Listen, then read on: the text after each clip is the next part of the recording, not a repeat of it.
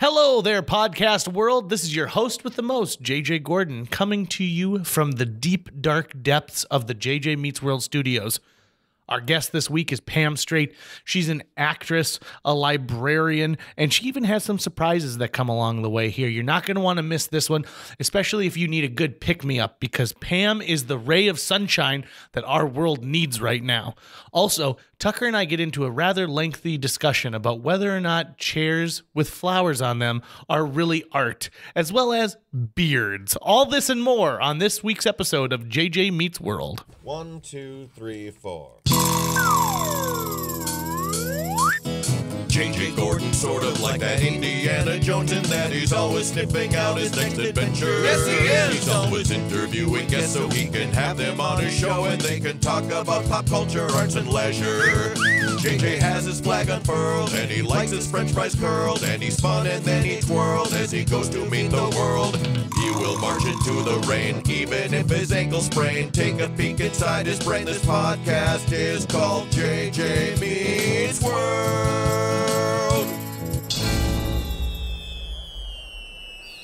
Beards. It means more than just facial hair. Like a person can be a beard for another person. Also, beard. There's a famous chef who gives like the James Beard Award for chefery. And then there's characters with the name Beard, where the word beard worked into their name, like Treebeard, who's an Ent, E-N-T, from Lord of the Rings, which pretty much means that he's a tree that talks and moves around. But I want to talk about the facial hair beard. So I can't grow a beard. I can't really grow facial hair to begin with. In fact, the longest I've ever gone without shaving was about 6 months, and I ended up with a pretty lengthy neck beard. We had a doctor look at it, and they even said that it wasn't technically classifiable as hair. What did they say it was again? Twine. That's at right. best. It's the same makeup as twine. So I guess I could have rolled it into a ball. But it's embarrassing. Here's for someone who has a lot of effeminate wiles about him, my proclivity for musicals, the fact that my hand gestures often involve a lot of open palm pieces. But I like to think of myself as being kind of manly in some ways, just different ways than you would consider a rugged, Western hero. And unfortunately, my lack of ability to grow facial hair really, really cuts down on my manliness. Well, I was going to say, JJ, and I mean this in all seriousness, you are actually proof, in my mind, that the old notions of paternity or patriarchalness, what makes a man, are just utter bullshit. Right. You are far more... Well, okay, so one way that we hear people say, come on, be a man, is when they're saying, come on, don't stop whining like a child. Why don't you be... Excuse me. What are you looking out the window for? Is like a crime happening? Or? No. There's a bunch of people walking by the window, and there's a woman who walked out of another building and put a chair outside and then put something on top of the chair and walked away. And I don't know if you've seen these billboards, but they say if you see something, say something. And so I'm questioning whether or not I should be saying something right now. Oh, God. You really started... Okay, hold on. She's going back now. She's got a big box, like a huge box with her. Is she going to put the chair into the box? It was a camera. Oh, this has got to be some kind of senior photo type thing taking place. I am so anxious. Did they ask maybe all these people came to move? Okay, now what did she pull out of there? Is it a light or is it a lamp? Is it a lamp? It's a jar full of flowers. She's actually one of our fellow artists here at the APT. I don't understand what she's taking a picture of, though. Is it just a chair with some flowers on it? This is why I loved our conversation about art, because there are so many different types of art, and I don't understand most of them. But I'm trying to push decide for public funding if I should pull the blinds or not. No, I will concentrate on you now. I promise. You're like my dog. It's like Juno over here. Juno. Well, it's just sort of like it's overcast too. It's not like she's going to capture the light. What do you call those things that come down, like when it's sunny behind a cloud and you can see those streaks come down? Yeah. What do you call those? Rays of light. I call them God's fingers. Okay, cool. And I've always thought, like, if I was lucky enough to be walking along and one of those hit me, I'd always imagine there was some kind of divine intervention helping me and just sort of like, oh. Yeah. And if he'd been snacking that day, they'd taste like Cheetos. Well, bringing this around full circle, I was hoping that would happen and I'd be able to grow a beard. You would like to grow a beard, maybe like sort of that Renaissance classical painting that's kind of been a lot of stereotypical depictions of God, an old bearded man like sitting in the sky. You are coveting his beard, and you want one of your own. Oh no, I'm coveting it. You're That's one of coveting the it. 10 Commandments. Yeah, thou shalt not covet God's beard. God's beard. Only God gets this one, buddy. Yeah. Do you get to grow this beard? Now there's a little girl. And is she going to have the little girl hold the flowers? I don't understand. What's it? Listen, now, and that guy's got a light meter with him. All right, so there's just an open window. We're on street level here, and I'm it's just over my peeking out. shoulder. Just peeking out, seeing what I can see. I mean, that's the beauty of this podcast, though, right? People know it's live and it's happening. This happens every time I take JJ on a car ride somewhere, too. He just rolls the window down and sticks his head out. Like, wow, Tucker, there's a Jack in the Box. Can we stop? But here, I'll even bring it back. The man that is now walked up with the light meter has a beard. Okay. Because beards are a thing nowadays. Okay. In fact, gone are the days of where men are expected to shave every day. Men can grow out facial hair to a beard or a little bit of scruff. I like how you say "gone are the days" because, like, in the length of human history, the amount of time that men have been expected to shave their beards, I want to say it was like a summer. It's like in the early 20th century. Well, that's how you identified a beatnik hippie from not a beatnik. Okay. If you shaved. If you shaved every day. If you shaved everything right on the face, but you could have a mustache. Well, yeah, once the 70s rolled around. I'm talking about like the 60s. Okay. 60s, you had your Clark Kent hair. Gone are the 60s of nuclear terror. Just today, assassinations. I was chatting with a frequent listener of this podcast, and I gave him the question, if you had a time machine that would get you to any point in history and back, so you don't have to worry about getting fuel somewhere or something like that, but you had to spend a week in that period before you came back, when would it be? And I'm assuming as part of the bounds of the hypothetical, we're not worried about you changing the time stream or anything. Oh, you certainly could.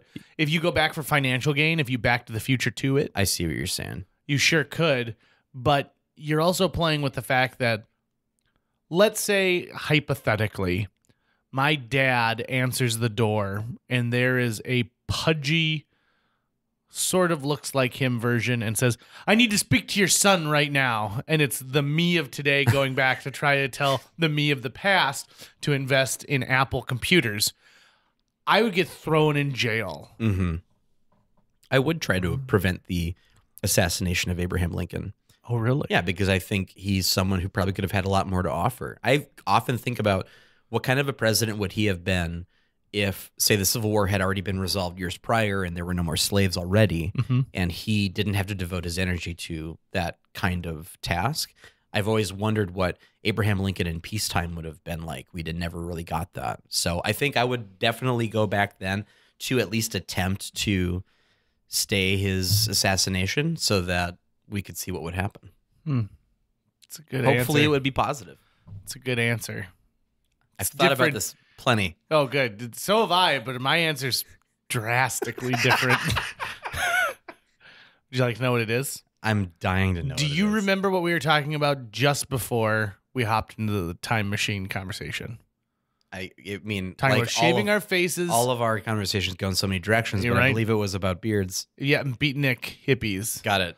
I would go back to the week that Woodstock took place, and I'd go to Woodstock, and for 3 reasons. Reason number 1, I would love to be a part of that era. I think that the 60s were an amazing time, and that was when people actually, changed the way government worked and changed the way that people thought about things through music and through protest. I think that's amazing.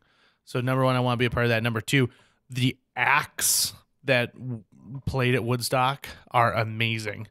And number three, let's face it, you get pretty lucky at Woodstock. But, of course, everyone's as smelly because we're all smelly hippies. And that's the thing is I'd have to somehow prove to the hippies that I was like them, but I can't grow a beard, You just Tucker. want, you're essentially saying you just want the full Woodstock experience, but I bet you if you look at, I bet not even all the acts had beards. I bet there were plenty of beardless gentlemen there. I don't know. I'm making an assumption. I don't know for a fact. I'm merely saying that I bet it wasn't like if you showed up without a beard, they were like, you're a cop, get out. Okay, what do you know about the 60s? That's the whole thing is I'd show up and they'd be like, narc. Get out of here, Clearly narc. not enough. If it were the 1860s, maybe I'd be better adapted to it, but... Hither, there's a narc hither. There is sort of a generic breaking point in our history where we just assume They say everyone hither? past that said hither and thou and thee, and they were very fancy. Mm-hmm. I there's got to be a little bit of truth to that, don't you think? I think it was like World War II, right? Before then, it was all I'm hither gonna, and thither. I'm gonna say World War One. Okay, and we brought back all these new terms like raspberries and so's your old man. What? We stole those from the Jerrys,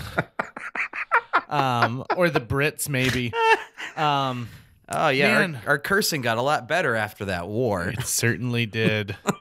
Jambones. So I think jambon is French for like pork or pig.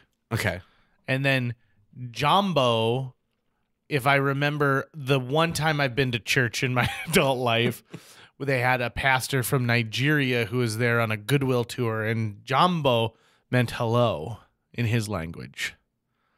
And so if you went from Nigeria to France and you said jumbo, you might just think like people are going like pig, pig, pig, pig, and then you put out your hand.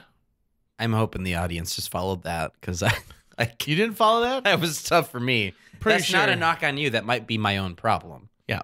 Well, I saw that you even took a moment to look out at this I woman. wanted to know if it wasn't making sense because you were distracted. Nope. Now she's taking a picture of her flowers in the box that she has out there. I don't know. I just don't know what the end game here is with this old rickety chair and some fake flowers. But again, I don't understand all types of art. In fact, there are a few art installations I visited where I'm like, I don't get this. Okay. What would be an example? I went and saw an art installation that was about the cry of like modern man, like the problems modern man, not the artist modern man, but like men of modern times felt. And they were all paintings, but they're incredibly abstract.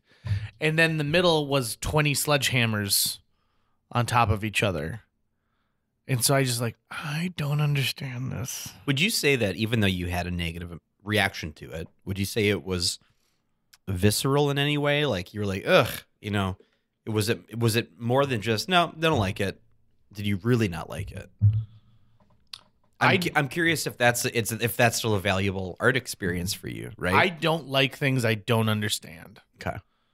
I'm like a dog in that way, or a chimpanzee, or a chameleon, really any animal. Okay. When something changes that I don't understand, I'm fearful of it. Because I feel like every time I walk into an art gallery is an emperor's new clothes situation. Yeah. Where if I don't understand what it is, I don't want to seem like the fool to everybody else. So now, the best art installation I ever went to was John Waters. He curated a whole set of pieces for the Walker Art Gallery in Minneapolis. And I walked through and I understood everything. There was one particular piece that was this giant canvas and then a little tiny arrow going to a pinpoint. And so you're allowed to get really close. And so I get closer and closer to this pinpoint. And I'm like, is there something like, is it a really tiny, tiny, tiny painting on here or something? And so once I got within like 4 inches of it, it squirted me in the face. And it was a gag that ran. And I don't know if someone was watching it or if there's a proximity alarm, but I watched. And then so for the next 10 minutes, I just watched other people do that.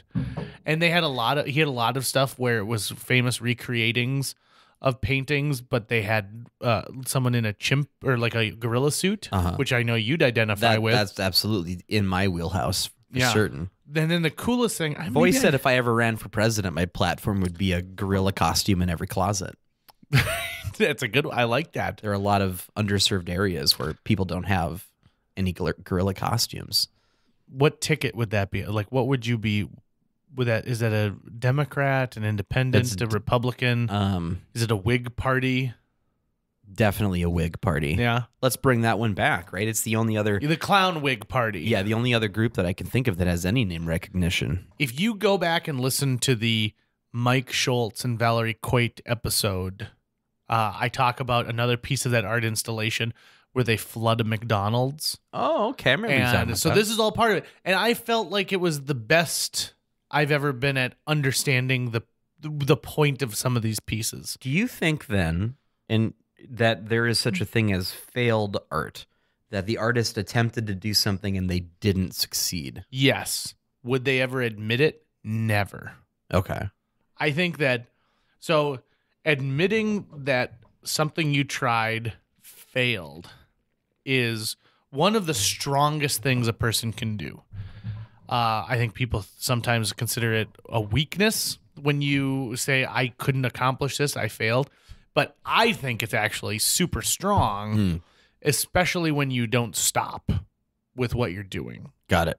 So will people do that? I'm going to say 99 out of 100 times they're not. They're going to say, well, this piece is, it's like this, and this is my feeling and emotion as I worked, through it.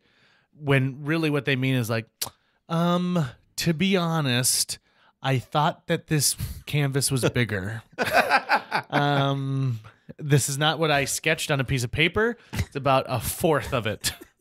That corner is where my dog threw up. Mm-hmm. Didn't plan on that one. Mm-hmm. And if you turn around and say, like, oh, this is my dog throw up. Period. Like, this is where my dog threw up, period. And that's challenge to the audience. Find a stranger in public today, walk up to them and say that. This is my dog throw up. Period. And just see what happens. So what happens when you record these things in the afternoon? Usually we're morning kids when we do these things. We're a little bit loopy. Yeah. So update on the woman taking pictures with the chair. Someone has walked out of the business that they're standing in front of. They are not in front of the studio here. They have gone across the street to some kind of blue collar. It could be a factory. I don't know. And a gentleman walked out and looked at them and then turned the opposite direction. Now, here's the irony. The woman taking the photo is wearing a navy blue shirt, black pants. This man in his uniform for this place, a navy blue polo shirt, black pants. So it almost looks like she's on her break taking pictures of these flowers. So I have, I think, a little bit more information. Of what's going on across the street? Well, now that I remember, about a week ago, I was in the space here, and I ended up talking to some of the other people who have space here. She's about 2 rooms down from us, and I believe she said her business is she makes floral arrangements for weddings. So my guess is what's happening across the street is she's made a few different arrangements. She's taking photographs for them. It's probably going to go on her website to advertise her services. That is my theory right now. Do you know what room she was in? It's at the corner. It's the big pink one. The pink one? Yeah. Okay. You keep talking. I'm going to figure out what the name of her business is so that we can link to it. I got it. Okay. Well, now that it's just you guys and me, this is the reason why I'm not the host of the show, is because I'm just going to do this. I'm going to talk to you about these chicken nuggets I just ate. They're really good. How long does it take JJ to do this? She's literally 2 rooms down. There's no way he hasn't read it by now. Here we go. I think it's Erica with AK Designs. Okay. There you go. So yeah. check out her stuff online. See, that's what happens is we just made a connection. Well, I don't think that the connection has happened yet, JJ. Well, why not? People right now are probably like, I gotta see what those things look The like. connection will now be when you go, hey, I'm your neighbor. I suspiciously watched you for 20 minutes thinking you were up Why to no is it good. suspicious? Why Your is it face immediately was suspicious? so suspicious. Why? You were asking questions. You're like, this makes no sense. She's got a chair and she doesn't got a chair. And she's got a kid and she doesn't got a kid. In all honesty, Why the is she very wearing beginning- clothing that's similar to the guy? Is she trying to pretend like she works there? I'm just saying there's a lot of odd things that are taking place that if you were looking at from the outside. If the United States Census sent out a questionnaire saying, was JJ acting suspicious of the lady? Of the top 3 choices, suspicious would be chosen. Listen, 80% of the time. do I have a beard? No. It's impossible for me to be suspicious. I'm not hiding anything. You can see all aspects of my face, all aspects of my all my facial expressions. Creepy? Yes, without a doubt. In fact, I dare say that people without facial hair are the creepiest of them all. But suspicious? No, sir. I don't think so. And hey, this is a good tie into our episode because there's no one more suspicious than Pam Strait. Yeah. Pam Strait walks down the street and you're like, why is this woman smiling? What does she have to smile about? Well, it's because she's always in a good mood. Have you ever encountered Pam and like your initial encounter with her is she's like, get out of my face, Tucker. Pam is definitely one of the people who you can use her as a litmus test if you're trying to gauge someone else you've just met. If they walk away from their meeting Pam and they're unhappy or don't like her, you can write that person out of your life because that person doesn't know what the hell they're talking about. That is true. Pam is awesome. And if you don't get along with Pam, I think there is something wrong with you.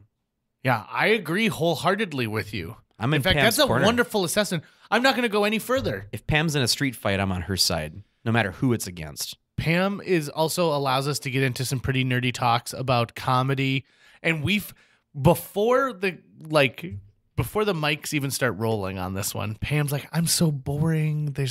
Why do you guys want to talk to me?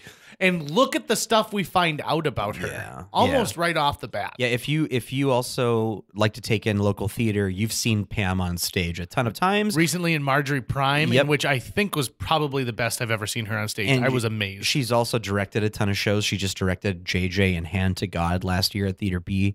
Pam has been in a lot of local films. She works at the Fargo Public Library. You may have seen her there. If you don't know Pam yet, you really need to get to know her. She's awesome. Awesome. All right. Well, saddle in, kids, because we're going to listen to Pam Strait tell us how life is on this episode of JJ Meets World. JJ Meets World.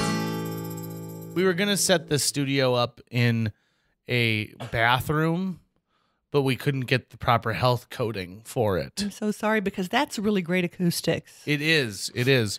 And that's Pam Strait, everybody. That's right. We've started this thing. It's happening already. Hi, guys and gals. Pam Strait, I am trying to think of the first time I met you. It was many, many moons ago through Theater B, and you quickly became one of my favorite people. Ditto, right back at you. Yeah, and then I had the pleasure of being directed by you in the play Hand to God, which was a ton of fun over at Theater B. Oh my gosh, you were so good in that. Thank you. That was a fun play. You were great at directing. Thank you. You also gave me the gift of letting me open all of the rehearsals with a little warm-up, which I also really enjoyed. That was a blast. It legitimized my love of improv and those exercises to get people who are not in improv to do them. Play into your wheelhouse there. Yeah, I like it. So Pam, let's talk a little bit. Where you from? Where'd you go to school? How'd you end up in Fargo? Wow, I'm from Arkansas. I'm a Southerner, and Pirate Kansas. there you go.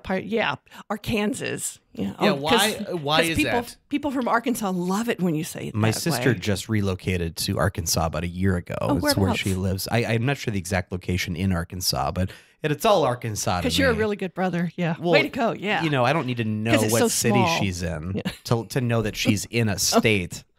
And yeah, she says she's been calling it Pirate Kansas ever since she moved there. Oh, that's a hoot. Have you ever seen the musical Big River the Huckleberry Finn musical. There's a song called like Arkansas, Arkansas. I love my ma, I love my pa, but I love my Arkansas.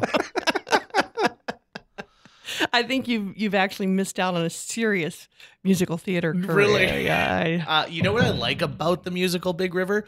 It is written for people who really can't sing. All of the great supporting roles all have songs where you don't need to have good tone or pitch.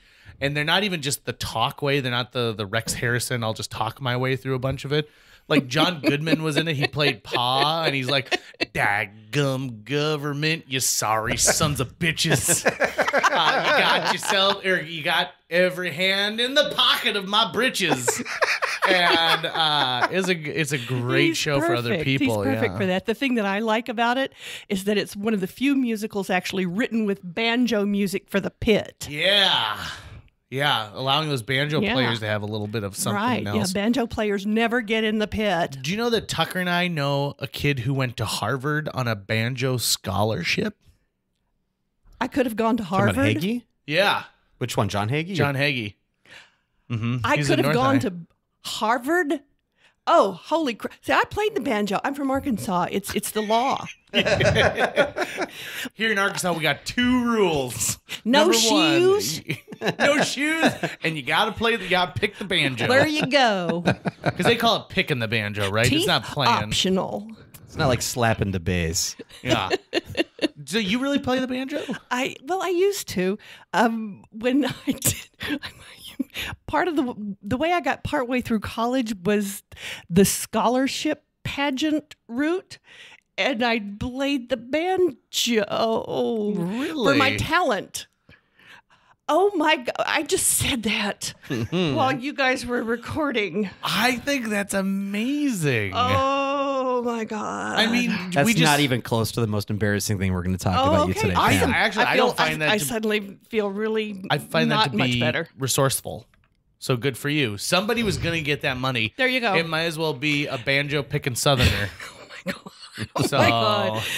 If you can smile while you're picking, what did you play? and wearing some sort of sportwear or a gown, you too could go to college. Do you remember like the song you played? I'm pretty sure it was almost always something like Foggy Mountain Breakdown.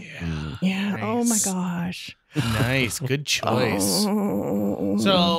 So Arkansas, and then you end up in college via the pageant scholarship route. And what did you study? I have an undergraduate degree in psychology and an undergraduate degree in theater.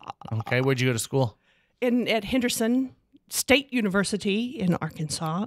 And while I was finishing my theater degree, I can't even remember what region it was, but it's the southern version of KCACTF.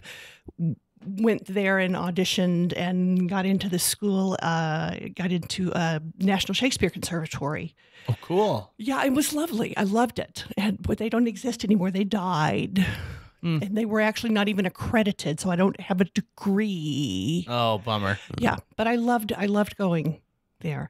And they were, it's a very classical acting style, not style, but classical acting school.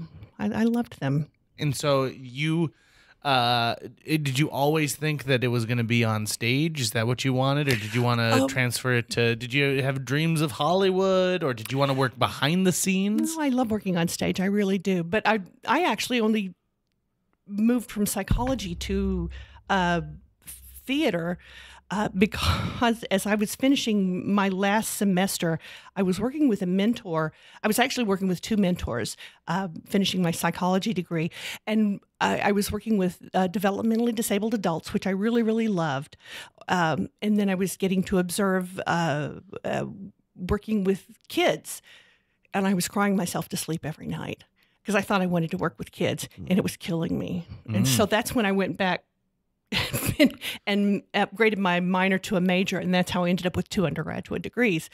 And that's when I really plowed heavily into theater. Wow. So I really wanted to be a child psychologist. I couldn't handle crying myself to sleep every night because I'm a pussy. It's all right. A weenie. Nope, that's I'm you're a allowed flower. to say Ball that. sack. Snowflake. Yeah. I like to call that you're the boiled water, because is there anything more boring than boiled water? It's not even cold. It's not even refreshing. It's just like I even need it. tea in I it. need it to live. Haven't even used it for something. Ugh. Oh, You are the publicly funded park system toilet paper. Jeez. That's what it is. That is, That's an insult Damn. right there. Damn. If Shakespeare were alive today, he'd be like, now that's an insult. wow. That needs to be in a Shakespearean insult book. Right there. So, I don't know. Jay just called you a paper towel. I don't know how to Oh, take wow. that. yeah, right. It's not even 2 ply. It's 1 ply. Yeah, it's one It's ply. a single. I'm one it's ply. half a ply. How does that even happen? Pam half ply straight. Better off just bringing your own from home. Wow. So I'm interested in knowing how. Okay, so how does a Shakespeareanly trained? Is that Shakespeareanly trained? Is that? how you say I like Yeah. it. I think I'm going to put that on my resume. How do you end up in Fargo? You marry a guy whose job takes him different places. Well, there you go. Yeah. And Tom, who I finally got to meet in person And recently. because you thought he was fictitious, people have accused me for years of Years. of actually, inventing a husband. He is one of the most just musically trained geniuses in our area. He's a We're great so trumpet lucky player. to have him Great here. trumpet player. And he's had the chance to play with some people who are huge heavy hitters in the music world. Yeah. Oh, he's played with some really cool people. You said he Doc played with Doc, Severinsen. yeah? He's played with holy crap! If you name some major people he's played with. So when he was in college, when he was in high school and college, we lived the little college that we went to, Arkadelphia, was like an hour out of Hot Springs, Arkansas, which was on the route of a lot of entertainers who were kind of past the cusp of their major career. My that dog was- just sneezed. That was Sure. the dog and not me They- farting. yeah. Just so you know. They were the The people dog who sneezed. played Right. county fairs and then had success, Absolutely. and now they were Right. back to county fair level. Kind of Hot Springs had a horse track, and so there were lots of nightclubs run by people with big Yeah, noses. some wise guys. Yeah, the wise guys. Yeah, and so they had big names come through. So he played pit for people like Rip Taylor and the comedian, what's her name, with married to oh holy crap. So, okay, get used to this while we're here. This is a fun game you can play at home, folks. Just shitty brain that I have now. I cannot dig up details anymore. Phyllis Diller. Yeah. So all of these wonderful comedians who came through and did their act, but also these amazing singers, Jones. Tom Jones? No, but maybe. No, a different Jones? Yeah. Shirley Jones. Yes, he's played for Shirley Jones, I think. Ooh. Yeah, isn't that cool? I wish I could give you all of these wonderful things because he talks about them. And of course, I have a sieve of a rememberer these days. Well, and this I podcast suck. isn't with There you go. with Tom as the guest. It's with There you Pam as our guest. So Tom gets relocated up here, and you two move up here, and then all of a sudden Fargo becomes that much richer because now they have Pam Strait in Well, their theater community here. I'm incredibly lucky.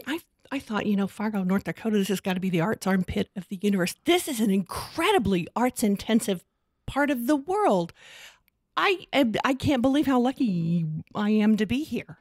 Well, Dana Del Val was a previous guest, and I think she would echo this too. It hasn't always been like that. We've seen a renaissance in our region the last couple of years, and there were people who were struggling through the 80s and 90s and working their tail off, and it was the foundation that they laid. People like the people who formed Red River Dance and all of the, even Trollwood to that matter, who laid all these foundations that have allowed newer generations to come in and have a great base to work off. It's absolutely amazing. She, by the way, is doing just an incredible job of getting funding into this area. Yay, Dana. She went to the summer camp of the National Shakespeare Conservatory, where I did in New York. Yeah. Really? Well, see, look at that. Yeah, All I those know. connections we right off talked the about bat. it one time. She's awesome. And speaking of comedians, you're talking about Phyllis Diller. You and I have an affinity for Johnny Carson. Oh, yes. And my husband, too. Oh, man, what a talent, huh? I still miss him. We still watch him. So do I. Yeah. It'll pop up every now and then. Not only, obviously, people are sharing it on social media, little clips here and there, but I'll catch a full episode at midnight on some weird channel and laugh as hard today as I did when I first saw it when I was 10 or 12 years old. You can catch almost all of the episodes, or mostly full episodes, or certainly pieces of things on YouTube. They're just on there. I always go They're for the awesome. Carson outtakes, like the moments where a joke didn't work, because that's where he was at his best. He really I don't think I've shone. ever seen anyone be so good at rescuing themselves from a joke that failed. Carson was the king of that. He really, I don't know how he did that, because you look at that now, and that's when he was at his funniest, his response to bombing. Yeah. Yeah, that's amazing. Have we talked about on the show about my favorite Carson moment from the Don Rickles was a favorite. Oh, of you mean Carson's. breaking the cigar Yeah. box? I don't think Where- we've spoken about it on this one, but So there's famous a moment. There's I a love that. Yeah, very famous moment. And if you see the documentary Mr. Warmth, the Don Rickles project, they talk about how Don was one of Johnny's favorites because he didn't kiss Johnny's butt like a lot of people did. He'd come on and make a bigger deal about Ed McMahon and be like, ladies and gentlemen, Ed McMahon, oh my gosh, what a pleasure. He'd kiss his ring and just make this big deal about seeing Ed. Well, Bob Newhart was guest hosting for Johnny Carson, and Don Rickles was on, and he was making this joke where he had to bang something around, and Johnny had a little cigarette box. That he's had for 20 years. It came with him from New York. He even mentioned it. And so he's banging this cigarette box, and it breaks.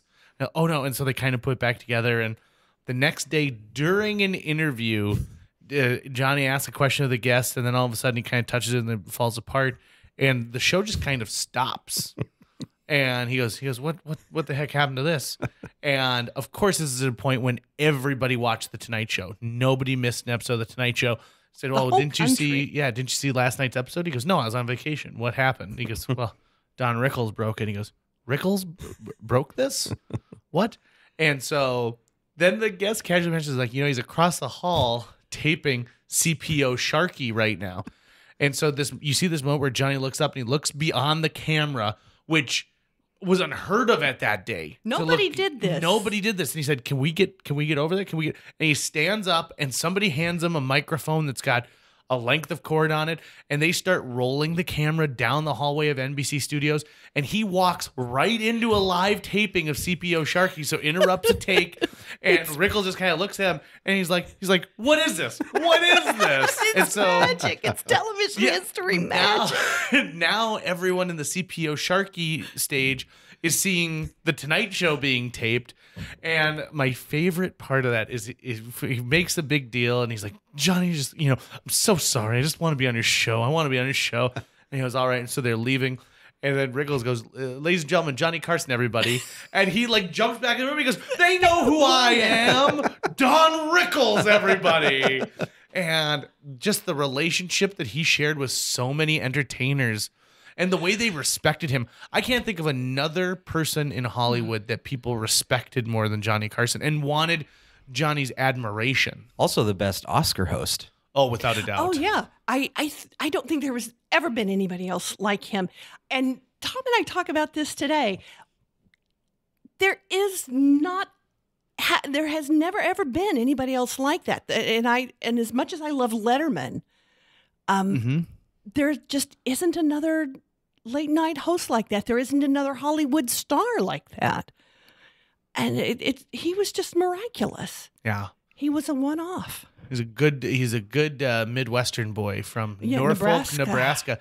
They have the Johnny Carson Festival there every year, which is one of the coolest comedy festivals.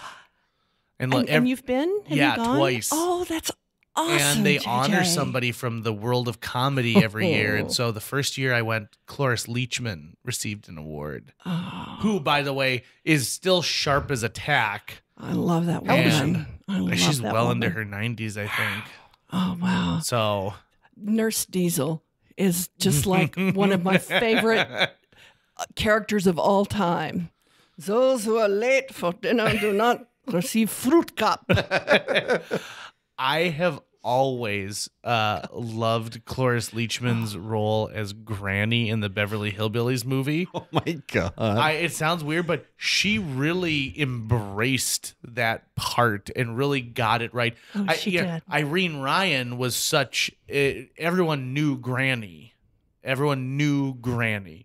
And so for her to take on that role, I think she did the best job of anybody. My sister and I, when we were kids, we would rewatch the part where Granny gets knocked off the truck by like a low-hanging branch, and it's obviously like a dummy, but she just gets pounded right in the face and falls down. And I believe Dietrich Bader goes, "Watch your head, Granny. Watch your head, Granny." And we would rewind and replay that, and just with tears in our eyes, how funny that movie was. That's a movie that I miss. They don't make remakes of old TV shows like they used to do back in the day. That was a good remake. Everything's got to be a was. little a little smarmy about the original Yeah, nowadays. but like which is Little unfortunate. Rascals wasn't. Little Rascals Great. was like primo adaptation. Dennis the Menace, awesome adaptation of an old with TV show. Mathau. Yeah.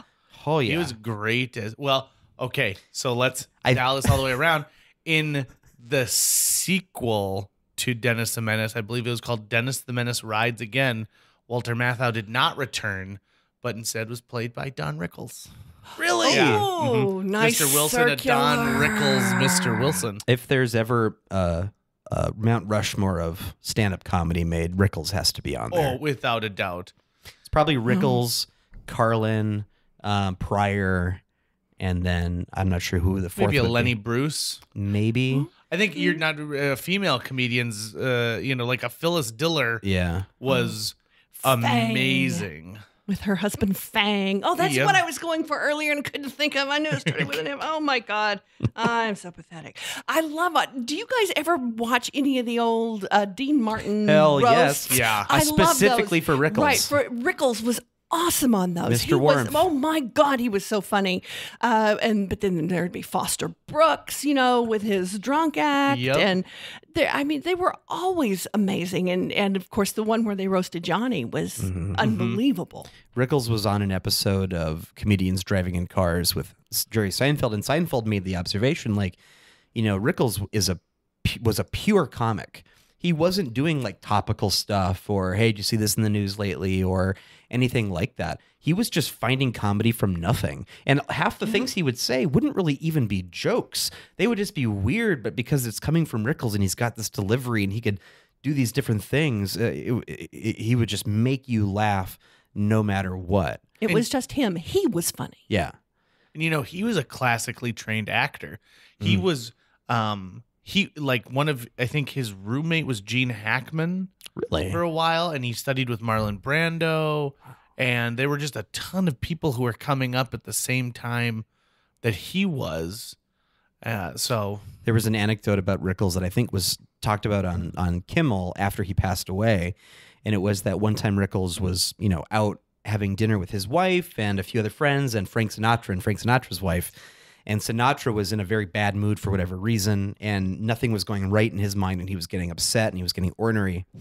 And at one point, he grabbed a ketchup bottle and chucked it at a wall and smashed it against a wall, and the whole restaurant went silent. And apparently, without even missing a beat, Rick goes, "Hey Frank, could you pass the ketchup?" I don't know how you. And apparently Sinatra loved it. He thought he laughed really hard. So he could get Frank Sinatra to laugh at himself. Well, so not to give away too much from this Mr. Warmth documentary, which by the way is hilarious. It's great. That's a great documentary. And he was good friends with Clint Eastwood and people you wouldn't imagine from just his film career. Anyway, there's a great story where he goes, I was trying to get my start and I was struggling a little bit. And my mom knew Frank Sinatra's mom. I think her name was Dolly. And so one day they're having coffee together and he goes, my mom said, you if Donnie's just having a tough time breaking into the industry, and so if you could ask Frank if there's something that Frank could do, that would I sure would appreciate it. And he goes, and Dolly Sinatra goes, "It's done. It's done. Don't worry about it. It's taken care of. It's done." And he goes, 2 days later, I'm opening for Frank Sinatra at the Copacabana. and it's because they were from that same neighborhood and how much those neighborhoods played into the success of groups of people. You look at Frankie Valli and the Four Seasons, because they were from the same neighborhood together, that group gets put together. But do you ever miss the old neighborhood back in Arkansas? I don't know if there was a neighborhood in Arkansas. Do you have neighborhoods in Arkansas? Not sure what that state's like. Never been. No, we all just hang around the swamp and let our feet dangle till the fish bite them, and then we catch them and eat them. Of course we have neighborhoods. Well, what the hell, I Tucker? asked you that Oh, my question, God. and then you stared at me blankly like I had insulted you. So like maybe she didn't grow up in a neighborhood. Maybe she grew up in a swamp. I don't know. Maybe there was no house. It was just a porch where we sat with our banjos. see, I imagine my God. a rickety dock. They can't be that poor if they've all purchased banjos. No. We had to They're make handed our down. own. Yeah. I made my own with rubber bands and the top of a jug of Clorox. My granddaddy took this from a slave. See, I imagine driving around, losing your way. Your GPS doesn't work, so you pull over to a creek, and there's a rickety old dock, and there's a guy wearing just overalls and a big straw hat, and he's got a string tied to his big toe, which is dipping into the river, and that's where the fish are biting. That's his little fishing rod.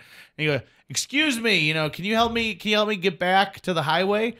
And he goes, "Well, geez, I don't really reckon. I'm the CEO of UPS. I've got a driver who handles things like that. Come and sit a spell." One of the worst parts of Arkansas is whenever you pull over to like fill your car up with gas, someone challenges you to a dueling banjos. But a ding, ding, ding, ding, Sucks. ding, See, ding, you've been watching way too much Deliverance. Oh, yeah. Or not enough. You Burt Reynolds that one.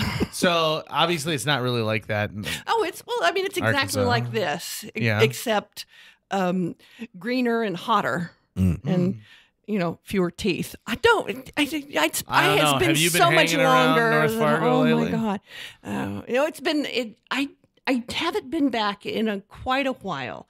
So my parents have both passed. My sister lives in Tennessee now, which is sort of Arkansas, but slightly farther north. And my brother lives in Fayetteville, sort of home of Walmart.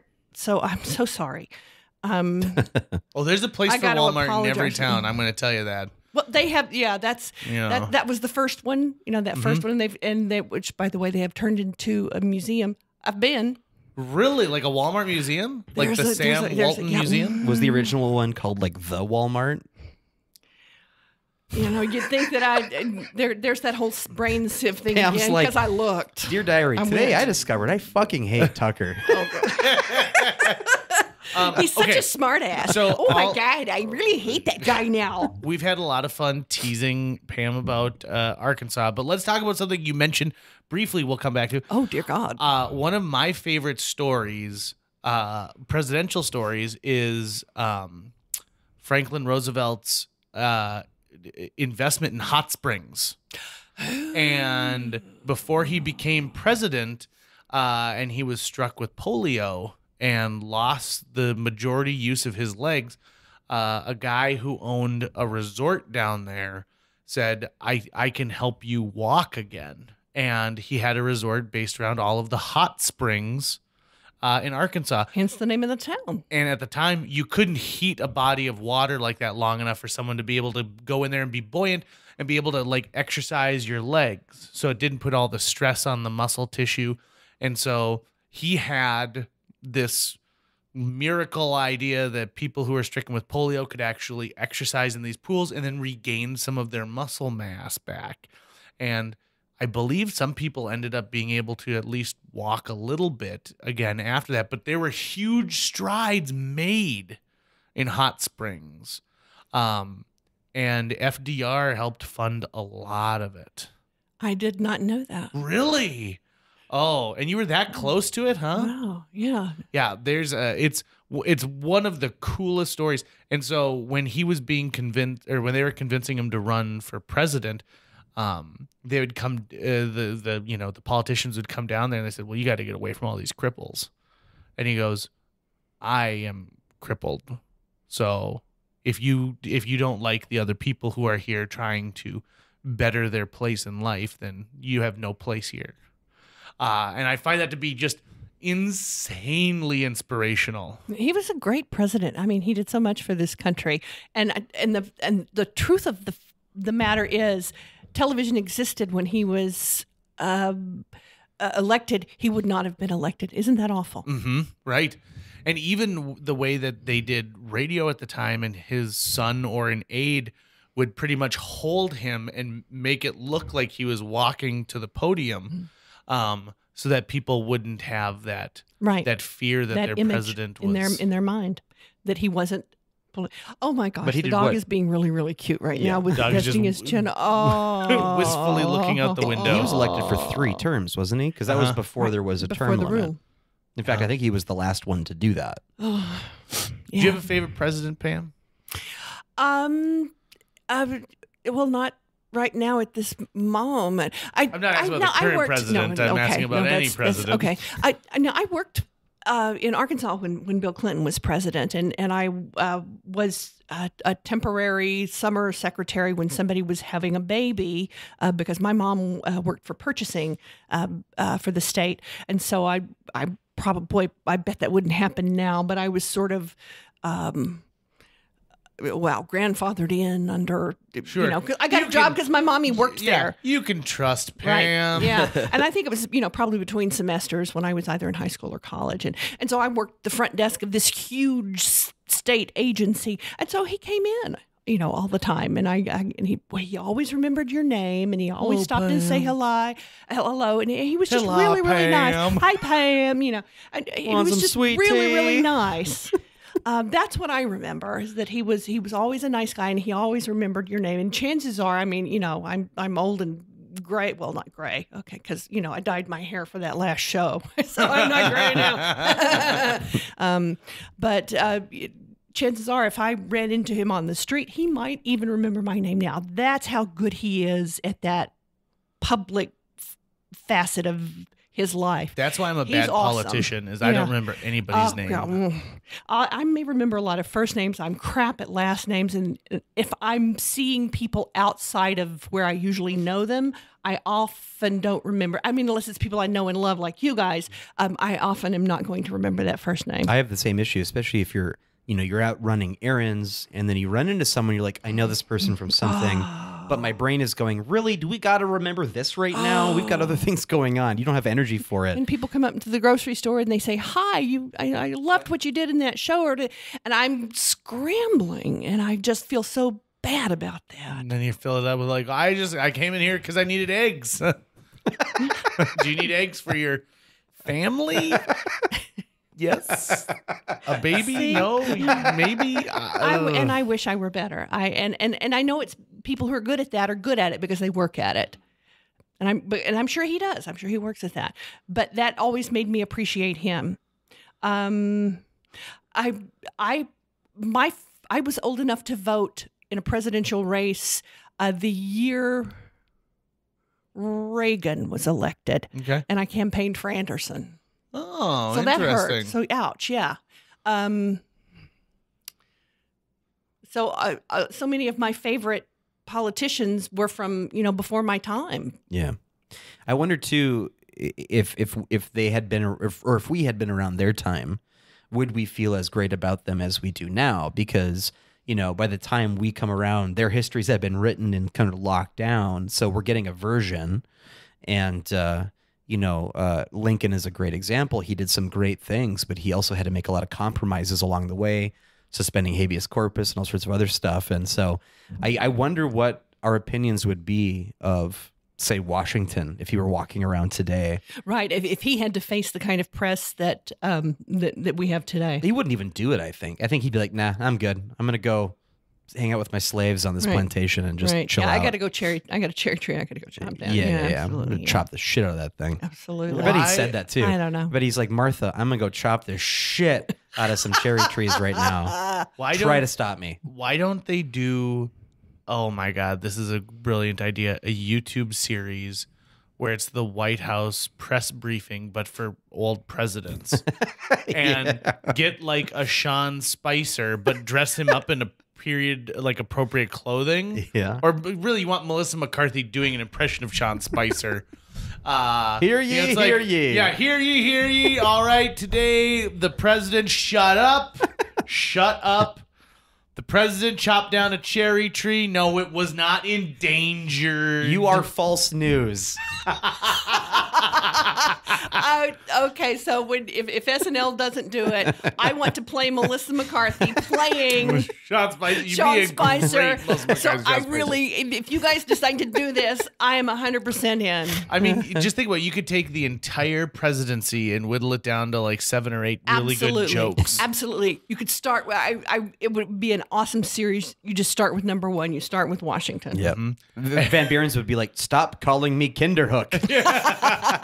I'm thinking William Henry Harrison, like halfway through, they hand the piece of paper, like, he's passed.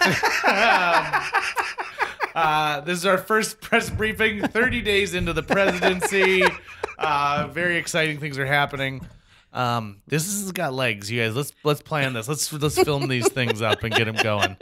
I just think of like if Trump were president in a previous era, like my slaves are the best slaves. My slaves love me. We're not going to take Vietnam seriously, you guys. I mean, we're going to go over there and we're going to do what we got to do. I love how everyone's Trump impression is pretty much just trying to throw like their voice up into the top of their throat. Yeah. Trying to capture the sound of shit pouring out an asshole. Yeah. Mm-hmm, mm-hmm, mm-hmm. I think that would also make a really interesting series. Trump as president in all of those eras. Sure. Mm-hmm. Trump is like Washington. Trump is John Adams. Be like, listen, you guys, they did some horrible things. I'm not going to lie. They did horrible things, but let's let these red coats go. What do you say? Huh? I know all of you guys. Trump is JFK. Go. Yeah. God. I want... Ask not Yeah. what you can do for your country, but what you can do for me. Any questions? Okay, guys. Trump as Barack Obama. Go. Don't. I was that's it's too soon. Yeah. Too soon. More history to happen first. Someone was telling me the other day where they're like, well, Trump just stopped in Hawaii. And I'm like, well, yeah, he's looking for that birth certificate. That's an adventure series. No. One of the things I love the most about modern day, like, humor is how everybody gets to be a target for SNL. It doesn't matter what side of the aisle you're on, no matter how powerful you are, they are going to find something to humanize you in a way. Because being teased on national television and having people do impressions of you humanizes you to other people. Don't you think? I think it's contextual. I think it has a lot to do with who it is and why they are being parodied and for what reasons. It's really hard to compare Trump to anyone else because he's sort of this different thing that we're not used to. And I think when they do the Trump boys, I don't think that humanizes them at all, especially Eric Trump, who they make just a total child. And Don Jr. is like giving him rattles and candy and stuff that doesn't really humanize them. What it does is it cuts them down using something that they can't control, which is our ability to make fun of them. Sure. So, when it's directed at the powerful, every president has been made fun of on SNL. And I think if anything, it definitely skews liberal, but it skews more towards what is the most ridiculous. Well, and it's really hard to out-ridiculous the current administration. That's a really good point. Laugh-In, had their moment, and the Smothers Brothers, lost their TV show because of their skewering of certain things. But, they Laugh-In had Nixon on to say a single line, which he didn't get, and which was funny in itself. Sock it to me, and he didn't get it, which was funny. Yeah. You know what's really unfortunate is, do you know Nixon had a theatrical background? That's how he and Pat Nixon met doing summer stock together. Really? Yeah. Huh. So he had been on the stage for many years, because that's what you do when you're super rich and wealthy and you've got summers. You spend them doing summer stock theater for the other rich people in the gazebo. He loved football. He wanted to be a football player. That's what he wanted to be. If he had been a better football player, he might not have, gone in for politics. So I have a personal connection to Richard Nixon. So Richard Nixon visited the Fargo Public Library on a stop when he was vice president while he was campaigning. And my grandmother at the time was part of the Republican Women's organization. And so they had correspondence back and forth. So I have all of this correspondence from the White House from both Richard and Pat Nixon that they wrote to my grandmother.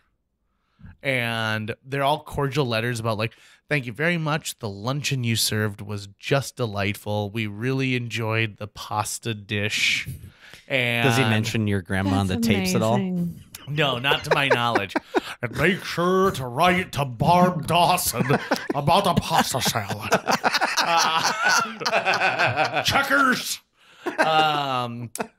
But I always, to me, that humanizes Dick Nixon, to me, to think of oh, well, this is a person my grandparents actually interacted with. And they've got a picture with him that's a very nice little photo that they shared. So, but I don't know. One of our smartest presidents, most intellectually really brilliant presidents. I think so. But he wasn't smart enough to go, hey, let's press stop for a second before we talk about these crimes that we're going to commit. Not everybody who is brilliant is smart. Yep. You see where I'm headed there. Yeah. My husband is a fan. My husband, well, I don't know that I'm saying that right, but he is an appreciator of Nixon. I'm married. Okay, here it comes. I'm married to a Republican. There it is. So nothing against Republicans. I hear Republican coming out of the family over there, but I'm married to a Fox News watching Republican. Now he's not a huge Trump supporter. Let me just get that out there. But he's the Republican, and we've been canceling each other out for years. So there's my vote, counting for nothing. Do you just keep politics off the table when you're together? Then you just don't talk about it, or are you able to navigate the issue without it becoming acrimonious? For a long time, we've been okay talking about things and having conversations about stuff. That's been a lot more difficult recently. This has been really, really emotional. Yeah. I think I've talked with friends of mine who are Republican who tell me, oh, well, I voted for John McCain. And I go, you had the chance to vote for Barack Obama and you chose John McCain? I just don't know why.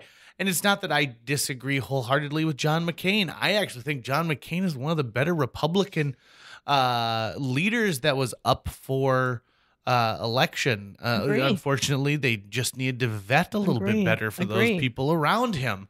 You can disagree with someone, but still recognize that person has a moral compass, and has some level of decency, and you can't say that currently. You just can't. I don't understand how you could say this guy has a moral compass because he's an authoritarian, blatantly. So it makes it hard too, because a lot of people who would still identify as Republican might not be Trump supporters, but we're all still locked into sort of the same old conversations, and so it gets viewed through the same thing. It's definitely different, though. It has to be a conversation between authoritarians and non-authoritarians. I have a problem with his authoritarianism, but at base, that's not my problem with our president.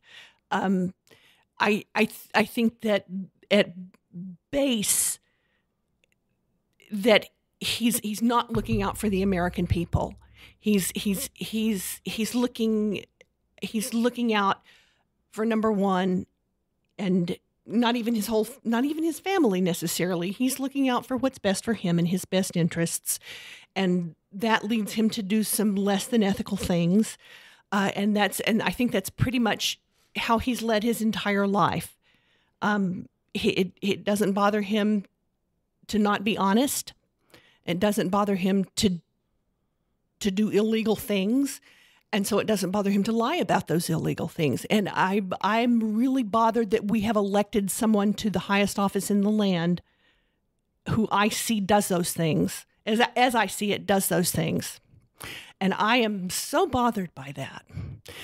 Yay, comedy. Yeah. We're really bounced. See, I told you this is a conversation. We Just kind of bounces definitely around have wherever. bounced all over. And you had mentioned the library too, and Yes. Why don't we go down that path a bit, Yeah. since we have an open door still hanging there? So, Pam, do you consider yourself a librarian or a member of the library staff? How do you? My job title is outreach librarian and volunteer coordinator. That's my job title. I get to work with the volunteers, which is an amazing thing that I absolutely get to do every day. I can't believe that I'm incredibly lucky enough to get to do that. People who want to come and work at the library for no pay, just want to come and donate their time to take books out to people who can't come into the library, come and talk to me every day. I'm blown away by the selflessness and the giving spirit of that, people who want to give back. My grandmother was one of the recipients of the book drop-off program. Love that. And it got to the point of where it was too difficult for her on a regular basis to be able to get out to the library all the time. And she said, well, I don't want to take out 4 or 5 books at a time. And it would just be great if there's a way to, get these around. Like, Grandma, there is.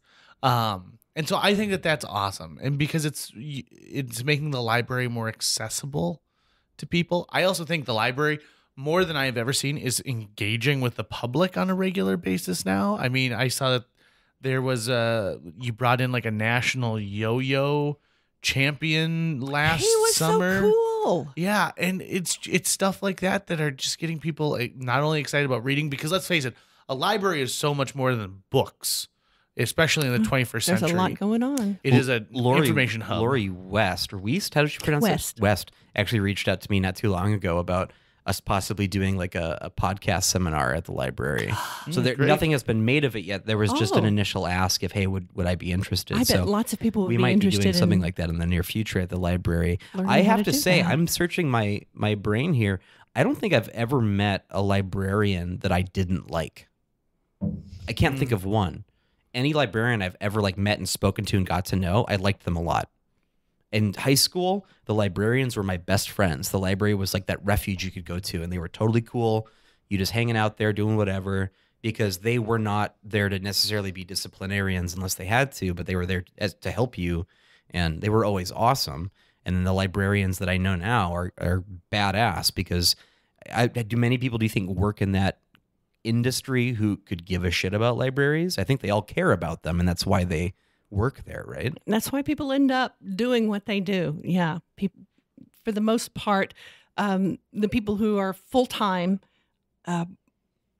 are there because they have pursued it. It's a good gig.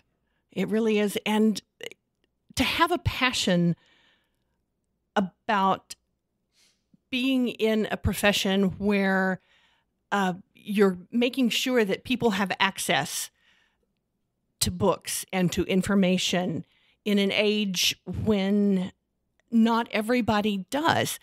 We all assume that we all have computers and cell phones at home. We have easy access to whatever that offers to us. And not everybody does. And we assume that most people do, and that's just not the case. And to be able to make sure that the people who need that have it is so crucial. So it is. I love having books that I can get to people. I love having books that people can come in and get. And that is really a passion for me. But it's not all just about that. It's also about being able to offer people a place to come in to and find what they need and get access to information that they need. There, that's my stump speech. It's a good speech, and it's an impassioned speech, which is always good. It comes from the heart. Pam Strait 2020. When I was in 3rd grade, the librarian at my elementary school taught me a very important lesson that I've carried on through the rest of my life, which is some things have a finality. So if I need a chair, I can go get a new chair. If I really want a hot dog, I can go get a hot dog. They're always making new things of these, and they're available. Well, she lent me a book from the library, from her private collection at the library, called Mr. Pudgeon's. And it was an out-of-print book that they stopped printing like in 1946. And before she allowed me to take it, she goes, "You need to be extremely careful with this book because there is not another one of these. I can't just get another one of these." And I was like, what do you mean? You just go to the store and you get a new one? She goes, "No, this book is out of print. They're not making any more of these right now. So if this one gets lost or damaged, there's nothing I can do to fix it." And it really sunk into me as a kid of being like, whoa, there's some things that you can't just get another one of. There's some things that you can't, and I'm sorry, won't fix. And by the way, Mr. Pudgeon's was sort of like the American version of Mary Poppins. He was a male nanny, but he was this old man who lived down the block from this semi-affluent family, and they're in a bind, and so they hire him to be the babysitter on a couple of occasions. And they describe him kind of like a barrel-chested older man who constantly is smoking cigars, but he carried a giant umbrella with him, and he would do things like, the kids were all thirsty, so he'd go down and tap the pipes with his umbrella, and then they'd turn on the faucet, and all the faucets would have a different pop that would come out of it. So they'd fill the bathtub with root beer, and they'd fill the the kitchen tub with orange creamsicle soda. And at one point, one of the clawfoot bathtub starts to fly for him. It was an amazing story, and I really, really loved it as a kid. And it's one of those books that I really wish I could get a hold of again, but I still think it's out of print. Had John Candy survived to this day, do you think he would play that in a film? Is that a John Candy type character? No, I think Bob Hoskins would have been the perfect Mr. Pudgeon's. Shmi, Mario. Mm-hmm. I think he would have done a wonderful job. Was it Sam Shade? Is that his character's name? Or what's the character that he plays in Roger Rabbit? The inspector, the private eye. Yeah, Eddie. Please, come on, Eddie. Eddie. It's not Eddie Haskell. That's from Leave It to Beaver. Eddie something. Yeah. Eddie Valiant. Eddie Valiant. Mm-hmm. I love that movie. Me too. There's a movie that's over 30 years old that still holds up 100%. And they'd never make another one like it. Like No. they couldn't. Like if they did, it would be full of Toy Story characters and like 3D stuff, and they'd tone down a lot of the jokes. But like when Christopher Lloyd is dipping cartoons in that ooze, that's violent. That like really is. That's death. That's torture. Yeah. Yeah. Love that Talk movie. about finality. Oh, There's man. no coming back from that. No kidding. I also think that one thing that they would never do nowadays too is there's so many physical effects that they have in that movie that they'd be like, well, we'll just CG this thing and get it there. And to know that all of that was hand-drawn animation, including their shadows, having to deal with light and creating like the shadows. I didn't know that. Oh, yeah. And the Disney animators, when they said, okay, well, we need you guys to do this, they're just like, okay, when does this movie come out? 6 years from now? And they're like, nope, next summer. Oh, shit. How did they swing the deal with Holy Warner cow. Brothers too? Because there's both Warner Brothers and Disney characters in that movie. I think they asked. It was just Yeah. They said, this is a love letter. Because I think Betty Boop is a Universal property. Okay. So she's in there as well. So Universal had a hand. And yeah. But I they just think of like Eddie Valiant falling down And Bugs and and Mickey are on Mickey. either side of him, or Daffy and Donald doing dueling pianos. Which, talk about scripting, maybe the most brilliant way to combine those two characters on the same stage. by the way, was I'm a Donald gorgeous. Duck guy. If you had to pick between the two, Donald or Daffy. Between Donald or Daffy? Yeah, like if they were gonna fight, and you're like, all right, I'm on your side. I like Daffy Duck, but I'm like a Scrooge McDuck fan. Like I'm a DuckTales guy. Yeah. Yeah, but I think you I'd gotta pick between these two Daffy. ducks. Then If I had to pick, I'd pick Daffy. because you think he'd win, or because you like him more? Because I feel like the nice thing about having Daffy there is my access to the Acme Yeah, it's true. Corporation That's and true. all of the things that they have. He is crazy in a lot of his early cartoons. Like Mhm. Daffy Well, Duck his- is insane. He was Daffy, which is an old-timey Yeah. version of saying that this person is It's off like their psychotic, rocker. basically. I have a duck-related question. Oh, please. Why do they both have speech impediments? What's the duck speech impediment link? That's a really good question. I have no idea. I mean, Donald came first, right? And I have such trouble understanding what he's saying. But it wasn't until Donald was animated into films and put with an audio track that his speech impediment came, because in the comic books he speaks Sure. normally. You can understand because Well, you're you can reading read the him. dialogue. Yeah. So, but yeah, and then Daffy got his Got that lateral lisp. big with the lisp, Yes, that lateral lisp. wabbit thieving. That's a good question. I wonder why. Well, and then you've got Porky Pig, who stutters. Was that just a thing at some point where they said, well, listen, they're animated barnyard animals. We need to give them something so humans feel superior. So they all have some sort of speech impediment. I've always wanted to know why some characters wear pants and others don't. So Donald has a shirt. Yep. Daffy has nothing. Yeah. Right? Mickey Right. has pants, Mickey but has no top. pants, Yep. but no top. But it gloves on. Minnie has a dress And high heels. and heels.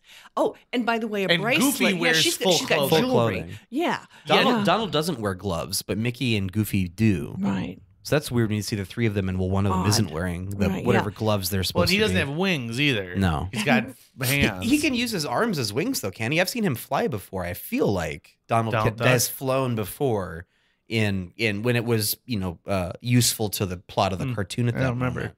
Yeah, Of the course, I don't think consistency Donald's is off. ever had his beak shot off and then spin around his head and out the back the way that Daffy has. That's a talent. Yeah. That's talent. Yeah, That's I wish duck that- talent. I wish they made cartoons like they did back then. They started a series Full of violence with no consequences. Hell Yeah, yeah. yeah. Hell yeah. or just like some of the like fun. First of all, there's also something about animated ducks being frustrated. They're all frustrated because Donald's always angry and Daffy's always frustrated about something and thinks he's getting the short end of the stick. So what is it about animated ducks that makes them Yeah, I don't know. feel less than? I don't know. This little sweet dog over here almost ate a duck the other day. Oh yeah? Yeah. We found a mama duck nesting in a bush, and I wasn't sure what Juno was doing. She was shoving her head in and wouldn't leave. And then I was like, what is this? And I looked over the top, and there's this poor duck just like losing her mind inside, but obviously he's on a nest, didn't want to leave the nest. And luckily they were fine, weren't they, Juno? Yeah, you didn't get those baby ducks. No. He just burped up Very some feathers. glad. Peacock feathers, though. so. Also, why doesn't that happen in real life? When I like burp up something, why don't I have like feathers come out of my mouth? I don't. Or when are you you get- are you eating birds whole when enough? you get Maybe you need to up your bird intake. when you get hit hard, are you seeing stars or Tweety birds? Yeah, who came up with that idea? That I would love to have been around the first time somebody got hit on the head and the stars went this way, and then I got to draw Or that. the bump gets a bump. Yes. Yep. I also have always wanted to have the kinds of sandwiches that they eat in cartoons. Like 'Cause these it's 20-layer It's like a sandwiches. hero sandwich or Right. whatever, and just looks amazing, and they eat it in one bite. And then their jaw, drops like 10 stories so that they can get that Dagwood thing in. One of my all-time favorite cartoons that I still watch probably once a year at least on YouTube is a Donald Duck short with Chip and Dale, the Chipmunks, and the Chipmunks live in a tree outside of Donald's house, and Donald is making pancakes. He's got a griddle, and they use that like "Mom's little baby loves shortening, shortening, Mom's," and they use that like musical refrain through the whole thing, which I think the people who scored cartoons back in the day also did an exquisite job bringing in all these familiar tones that remind you of things. Turkey in the Straw was a go-to at all times. But the climax of the cartoon is, of course, these little chipmunks are stealing all of his pancakes, and he's getting PO'd about it. So he knocks over a thing of, it looks like glue, and the glue makes a pancake. And so he ties the pancake around something, and then the chipmunks grab it, and they're running all through the house, and it's just stretching, and it's going. And so finally, like, he gets to the end, and they can't run anymore, and he goes, "Ha, gotcha." And he's holding on the other end of the pancake, and they go, and he turns around, and he gets pulled by this pancake, and it goes through the chimney and down this and over this and through the window. And the sequence takes like 5 or 10 seconds to show him whizzing through the house to all these places. And I love cartoon logic. It's just great. I loved cartoons. I still like watching cartoons. I was obsessed with Dot. Do you remember Dot from Animaniacs? No. No. Well, she may have been in Animaniacs, but there was a cartoon named Dot, and she was in it's a cartoon, and then you open it up the book, and then you read it. You collect these Comic book. Thank you. God, I hate my brain. There was a comic book character, Dot, and she would sometimes be in her own. She would star in her own, but sometimes she would be a story in the back of somebody else's cartoon. Gotcha. A little character named Dot. She was obsessed with dots, so her dress always had polka dots, and her room was painted in polka dots, and everything she owned was covered in polka dots. And so I became obsessed with dots as a child because I was obsessed with Dot. To this day, I like little dot things, and so if there's a birthday cake, I want to see little nonpareil things on it. Anything that's small and round, and dots, balls. Oh, look at me! I said balls. The globe here, dots on a wall, just speckled. I'm art. I think that's part of the reason that I like modern art so much, is that it's sort of amorphous, and it will frequently have dots. I think there's something in my psyche. That's interesting. One of our ensemble members has the opposite feeling about dots. It's that it's like a phobia of when you see like a hole pattern in something, and I didn't know this was a thing, but like people who see like a lot of dots arranged in a pattern on something, it fills them with like a weird feeling, and they just can't look at it. I'm trying to remember what it's called now, but it would be basically the opposite of what you're talking about. Pointillism kind of thing? Well, it's a phobia, and I'm blanking on the name of the phobia. So you must love pointillism. I don't know that Georges Seurat. Yeah, I'd be one of your favorite right. painters. That was absolutely an amazing technique. How did they do that? I don't know. And then it became a style at one point too, where it was larger dots to create the picture, and it. Do you know what I'm talking about? That look. It was a very like '60s style of look. I do. Yeah, I don't know that I ever really loved that, but So not all dots are made the same. Well, those were used to make up pictures. Right. I just like dots that stand on their own. Okay. I know. So why do they call them polka dots? Do they have to do with the music? Know. Isn't that a crazy thing? Is it polka dots or is it polka dots? Polka, like the dance. Yeah. Polka dots. I have an aunt who's obsessed with Betty Boop, and she has a Betty Boop room, and it's floor to ceiling Betty Boop stuff. I wonder if it's her car that I occasionally see in town who's got Betty Boop on the window. Is it pink? It could She be. goes by the name Pink Lady because she wears pink everything. Does she like the movie Grease? I wouldn't be surprised if she did. We haven't talked about it. I know she loves the Blenders. Hey, Aunt Debbie, you're not listening, but hey, what's up? Debbie, you're awesome She is wherever you awesome. are. She loves the Blenders. Loves the Blenders, yeah. Everyone loves the Blenders. The Blenders also spend time in my house. So my house has a connection to Richard Nixon and the Blenders.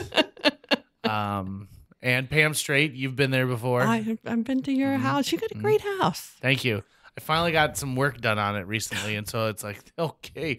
Although I did have something that happened that was really bad. I had my carpet shampooed in the basement, and the guy parked his truck, his carpet cleaning truck on the street, and he had to run this big long hose into the house. Well, now I've got a perfect line of a dead spot in my grass. Oh. And so it's Way like, to go, carpet cleaning guy. right. And then I was also like, I thought that this was a non-chemical based treatment.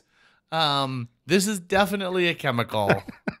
So I'm going to call him, one of these days and give him a piece of my mind. Although everybody who, I wasn't actually at my home at the time when he arrived, all of them said, well, they did not send the brightest crayon in the box for this. So maybe that's part of the issue. I'm so sorry. You got the off-brand crayon. You did not get the Crayola brand guy. Right. I'm so sorry. I had the Bright Kid. I think that was one of the off brands that I used to get. Life is tough sometimes. Sharpener. No sharpener in on my the crayon back. box. I'm sorry. That's how you knew you got the off-brand kit. Didn't have the sharpener in the back. I had two friends who were like, it doesn't matter if you have the sharpener, and then they'd use the side of their desk to sharpen it, but they'd sharpen the crayon to a very fine point and then pretty much ruin the side of their desk. Yeah. Felt always bad for the custodian and maintenance people and be like, again. And others, that's what they do during the summer is scrape crayon off of desks. And gum from underneath. Ugh. Kids still chewing gum today? Is that the thing? I Or is there an don't know. app for that? Don't. Kids Gum still like app. things that are sugary and taste good. they still making that. Well, maybe. I don't know. There could be We had this something. great thing growing up called gum. You guys still have that? Kids these days are huffing bath salts, okay? I don't think it's strange for me Yeah, to I don't wonder know. if people are still into some of the same stuff. I'm real picky. I only eat, food. No, only food. Yeah, I'm picky. All right, Pam Strait, get this. If you had to only eat one style of food for the rest of your life, what would it be? You mean like Italian or Chinese or ooh, this is an excellent question. Tucker and I had Indian for lunch, and I was just burping and thinking to myself, Indian is good even hours after you consume it. Indian would definitely be my answer. Yeah, Indian's your answer? Indian food Indian would be would my be your answer. answer. I think part of the problem, though, is a lot of Indian food, it's not really health conscious for weight loss. And Well, most of the food I eat isn't health conscious for weight loss. Italian. A lot of pasta is not really good for you to work right. on. And it depends on what you're focusing on. Yeah. Obviously, I'm in a weight loss mode these days, so I look at food and be like, So, for Thinking example, about I went to McDonald's today and I only had 3 cheeseburgers and a Diet Coke. which is less than my usual. So, what do you think, Pam? I don't know. I do love Indian. I'm a huge fan of Japanese cuisine. Ooh, okay. And a lot of veggies there. So that's always good. A lot of veggies, and I might have to go with Japanese. Japanese. Good choice. What would you, Tucker? Indian? It'd be Indian. I would put Do sushi, as Japanese sushi, as the second. That would be a very close second. you guys remember the show The McLaughlin Group? Oh yeah. No. So it was a show where it was Wrong. hosted. Yeah, wrong. The answer is Greek. I used to love watching that show, and he had such a great control over the people on that show. He wouldn't let them pontificate. He would just boom, shut them down. Love that. Oh yeah. He had a great way of going from person to person to person. He always had a nice balance of liberal and conservative, and he really could. He was so snappy and could keep things moving really nicely. Be like, should paddle. dogs vote? Pam Strait. Dogs should always get the vote. Tucker Lucas, rebuttal. Dogs should never vote unless it's for a Republican. Wrong. Dogs should vote, but cats shouldn't. That's the way he'd roll. That's all our time. Bye. It's almost like you could swap out part of his show with a clown show and bye. We miss McLaughlin. When I would watch Bozo's Grand Prize game, I would always think how poor do you have to be athletically to not be able to get a ping pong ball in a waste paper basket? Don't you want that free bike? Are you just gonna give up on it? I don't want this. Just toss it. Just toss. I was always amazed when I learned that each section of the country had their own bozo. It was Whoa, a whoa, whoa, franchise. There are many What? bozos. There were, What? in Arkansas, in the area of the country I was in, we had Gary Weir, and he was an awesome bozo. And I was on his show a whole bunch of times. You know, there would just be a big group of kids, and you could go. You had to book way in advance, and you could go be on the bozo show. And sometimes you'd get called down to talk to him, and he would ask you, "When is your birthday? September or October?" And you know, he was so great. He was bozo. And then I traveled somewhere, and we watched the bozo show, and it wasn't bozo. It was a different bozo. And That's he not looked weird. different, and he talked different, and it was a different bozo. And I thought, that's a bozo imposter you got there. What did you do with the bozo, the real bozo?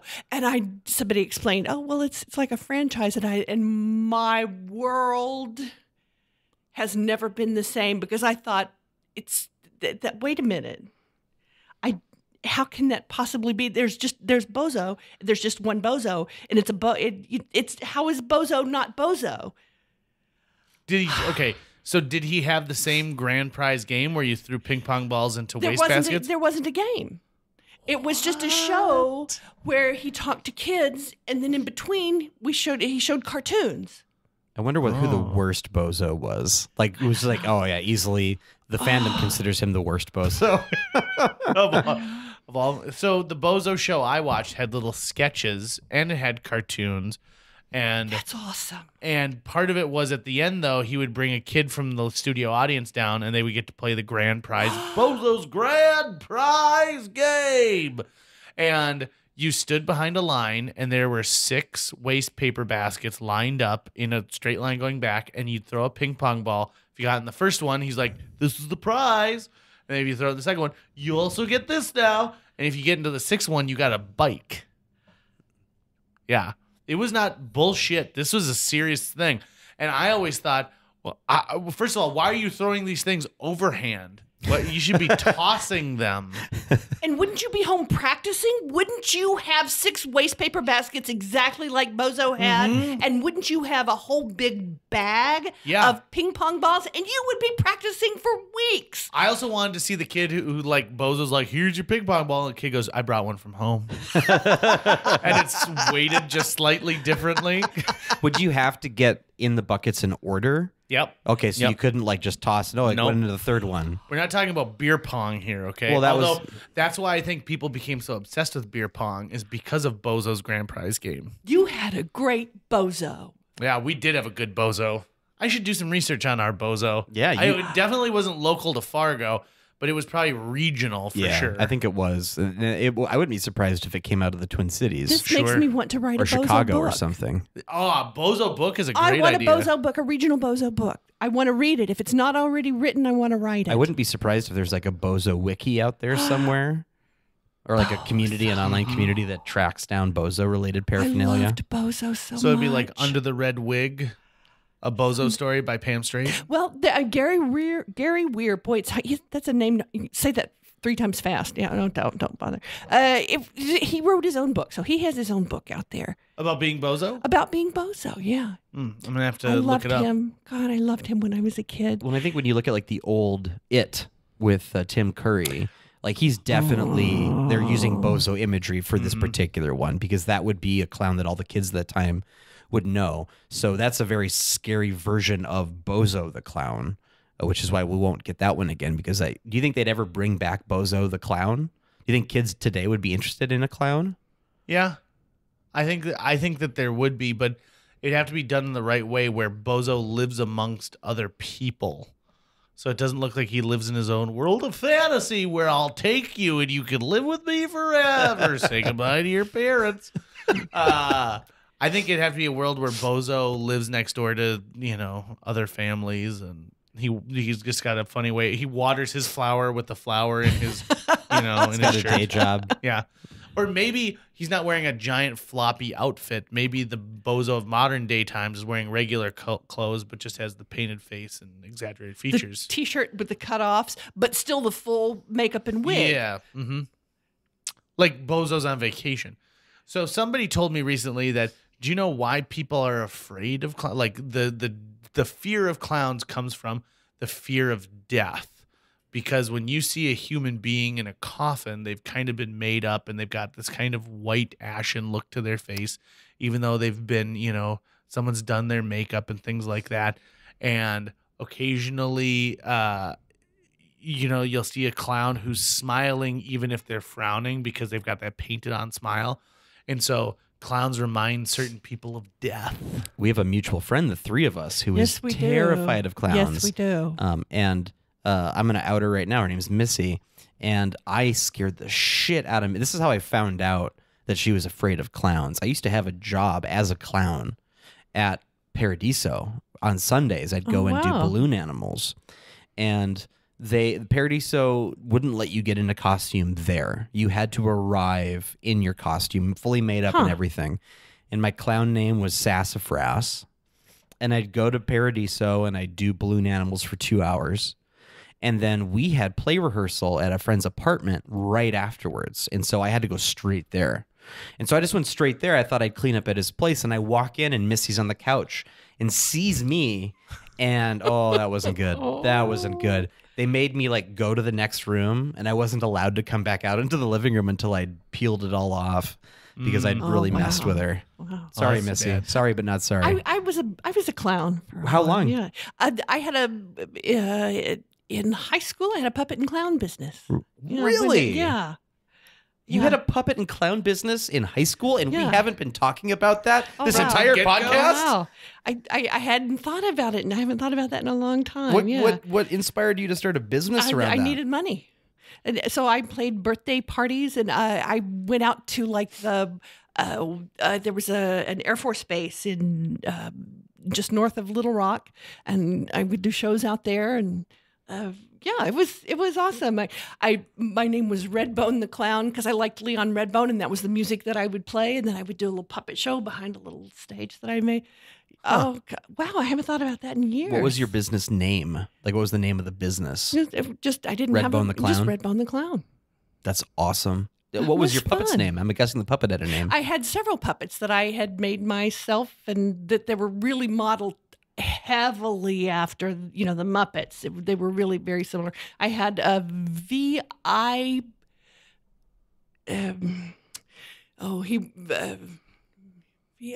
Wow. He was very smart. So he was. Wow, I've gone blank. He was a worm. He was like a bookworm. V.I. Bookworm. Okay. Very intelligent bookworm, and he wore a mortarboard hat, and he was made out of that fuzzy material that was really uncomfortable to stick your arm into, and he had ping pong ball eyes. Oh my gosh, holy cow! We got to get some puppets on this podcast and ask them some questions. That's one of my dreams. I would love it. So I just watched a documentary. I had bought it online. You had to buy into the site called Muppet Guys Talking. And it's a documentary about, it's Frank Oz, Fran Brill, Dave Goelz. Oh shoot, why can't I remember the other two guys? Because my brain is too near to you and it's rubbing off. I'm so sorry. Anyway, two of the other major Muppeteers, and they're just talking about all the projects that they worked on over the years, and they would talk about stuff with Jim, and they would talk about, when you put a puppet on and finding the right voice, and Gonzo's proclivity for chickens, and that's I bet that was an amazing thing to watch. It is so good. In fact, next week I saw that it just shipped. I have a signed copy coming from Frank Oz to JJ. Nice. I don't know if it'll say "Love Frank." I really hope it does. But puppeteering is an art form that I think when you're good at it, you are good at it. You become so great, and it's something that I've always wished I could do. But I've been told by several puppeteers that I am too tall, really, to puppeteer, because almost all of the stuff you do is underneath a false stage that they've built. Right. And so, most puppeteers are all the same height, so that, there aren't some guys who are really reaching up there to get it, and there aren't some guys who are shrunk down to try and do it. Wasn't Jim Henson tall? He's tall, but he was surrounded by people who are almost the same height. Oh, okay. I see what you're saying. So the stage they built was for his size. Because I felt like even Frank Oz isn't short. No. He's fairly tall. Yeah. Right. Carol Spinney is short. But he is he's a costume puppeteer. Sure. So he's Except for Oscar, but I guess Oscar's always by himself. And he's in a right. can. He's by himself the whole time. Yeah. Right. Okay. So It was one of the reasons I was so excited to do Hand to God was the puppet the puppet aspect. aspect of it. Yeah. I had so much fun in that show. Oh, I had such man. a blast doing Hand to God. And I had loved so the many puppet people who bit. told me that like that show was just different enough that if they walked away from it going like, wow, I really have some stuff to think about here. And I really loved like that you never at any point said, listen, definitively, he is the character. Long story short, it's about a Christian ministries youth puppet theater that's taking place, and you have to question whether or not a young boy is possessed by his puppet is possessed by the devil or not. And I love that you never at any point told any of us like, well, yes, he is, or no, he isn't, because it would have changed the way I would have thought about the play. And that's something that I wanted you guys to all play with for yourselves and figure out for yourselves. And then because you making a choice would make the audience make a choice. And I wanted them to walk away and talk about that and think about that. I think people still are. I get people coming up to me all the time and talking about Hand to God. Yeah, and I thought Jake did such a great job with the puppet. Yeah, Jake Hunley was just top he was notch. awesome. That was such a good cast. I was so proud. I had people of who that show. told me like, how did you get the overlay on the voice to be so right? Did you just record it? Did they play it on a little tape recorder? I'm like, no, Jake learned to throw his voice like that, and that just amazes me. It was awesome. He Full did stop. such a great job. He did a really great job. It's fun. It's also the most blood I've ever seen on stage in a play I've been a part of. A lot of blood. So, and you know what? And let's leave it on blood. Let's Pam Vicious Strait. puppet blood. Yeah. Thank you very much for being our guest. Thanks, JJ. Thanks, Tucker. This was a lot of fun. Oh, Well, good. When where can people find you online or get a hold of you if any of the work that you do? I have an IMDb page that I have never added anything to. Well, Pam is one of my fellow ensemble members over at Theater B. That's actually how I met Pam. Was she auditioned for a show at Theater B and blew us all away. And we knew in the audition that we're going to ask her to become a member at some point. That's so awesome. And then love. became one not too long after that. So Pam obviously will be involved in the next season at B, which we're figuring out right now. So I guess if you want to see Pam in the near future, just check out theaterb.org and there'll be info there. That's where I am. You can also come visit me at the library, P Strait at cityoflibrary.com. Cityoffargo.com. I would live in the City of Library, City though. of Library. Ooh, I would totally move there. But thanks for letting me come here, guys. Just This thinking was about fun. your email address, it's P Strait. Just the letter P straight. And I always tell people that's as in I can't. Oh, I like that. Yeah. All right, let's put this one to bed. JJ Meets World. That does it for this episode. Thank you folks so much for listening. If you want to stay up to date on future episodes of JJ Meets World or check out the ones you've missed, subscribe to us on iTunes, Google Play, YouTube, or wherever you consume the podcast that you love. Also, if you love us, show us the love by rating us. You can also reach us on all social media platforms, Facebook, Twitter, MySpace. Are you working on a MySpace page, Tucker? Good. He's nodding yes. Fantastic. Reach out to us and tell us what guests you'd like to hear, or if you want to expand on something you heard in a previous episode. By the way, we'd also like to keep the lights running around here. So if you've got a couple extra dollars and want to donate to our Patreon, go to jjmeetsworld.com. That's where you're going to find previous episodes, info about what's coming up in future episodes, as well as our Patreon account. By the way, every single week, Tucker Lucas is my producer extraordinaire on JJ Meets World. If you want to find out more about what Tucker is up to, go to www.moonbasemaria.com. And if you want to see more about what I am up to or give me a direct contact, go to linebenders.com. I think I have appendicitis. Like, my side hurts really bad, but it's higher than you'd think. But I got such a big torso, I don't know if my appendix is higher than it should be for other people. Is this where it is? I hurt so bad.